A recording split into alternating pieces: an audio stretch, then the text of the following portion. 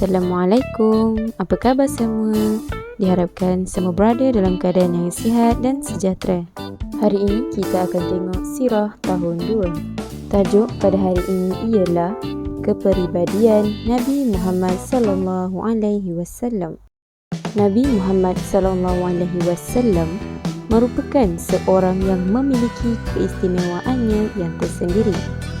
Baginda memiliki akhlak yang sangat mulia dan sangat dihormati oleh masyarakatnya. Pada diri baginda juga terkumpul segala sifat-sifat yang terpuji. Oleh sebab itu, baginda mendapat gelaran Al-Amin, iaitu yang terpuji. Kepribadian baginda yang mulia dapat kita lihat melalui peristiwa perletakan Hajarul Aswad yang akan kita lihat bersama-sama pada kali ini. Peristiwa perletakan Hajarul Aswad. Kaabah merupakan tempat beribadah sejak dahulu sehingga sekarang. Ia telah dibina oleh Nabi Ibrahim dan anaknya Nabi Ismail. Pada suatu hari, tanpa diduga, hujan turun dengan lebatnya di kota Mekah. Hujan lebat itu berlaku selama 5 hari yang menyebabkan Mekah dilanda banjir besar. Banjir besar ini telah mengakibatkan dinding Kaabah rosak teruk. Semua pembesar-pembesar di Mekah bersetuju untuk membiayai dan melakukan kerja-kerja membaiki bangunan Kaabah. Peristiwa ini berlaku ketika baginda berumur 35 tahun. Pembinaan tersebut diketuai oleh Bakum, iaitu seorang tukang kayu yang berbangsa Rom. Setelah bangunan Kaabah siap dibaiki, satu pertelingkahan berlaku antara pembesar-pembesar Arab mengenai Hajarul Aswad, iaitu siapakah di kalangan pembesar yang berhak untuk meletakkan semula batu tersebut di tempat asalnya. Hajarul Aswad adalah batu hitam yang terletak di sudut Kaabah. Kita boleh lihat batu ini di dalam gambar di sebelah. Di dalam pertelingkahan itu, tampil seorang yang tertua di kalangan mereka yang bernama Abu Amamah bin Al-Ghairah. Beliau mencadangkan supaya hakim dilantik untuk mengadili perkara tersebut.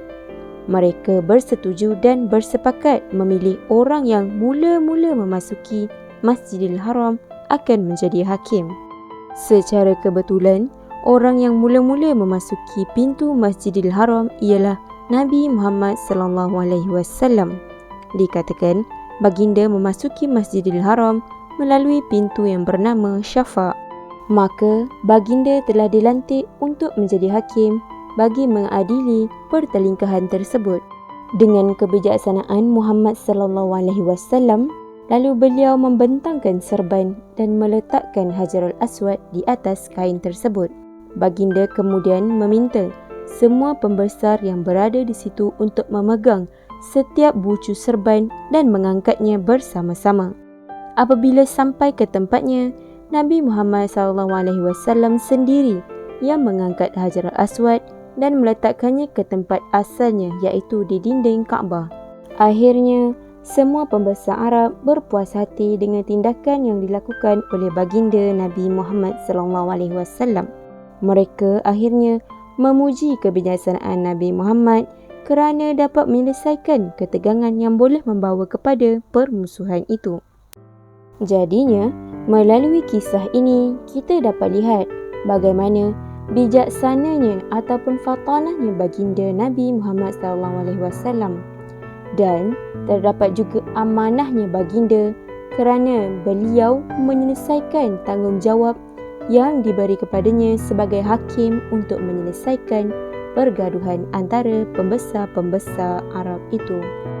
Itulah antara contoh-contoh kepribadian baginda yang terdapat melalui kisah peletakan Hajarul Aswad.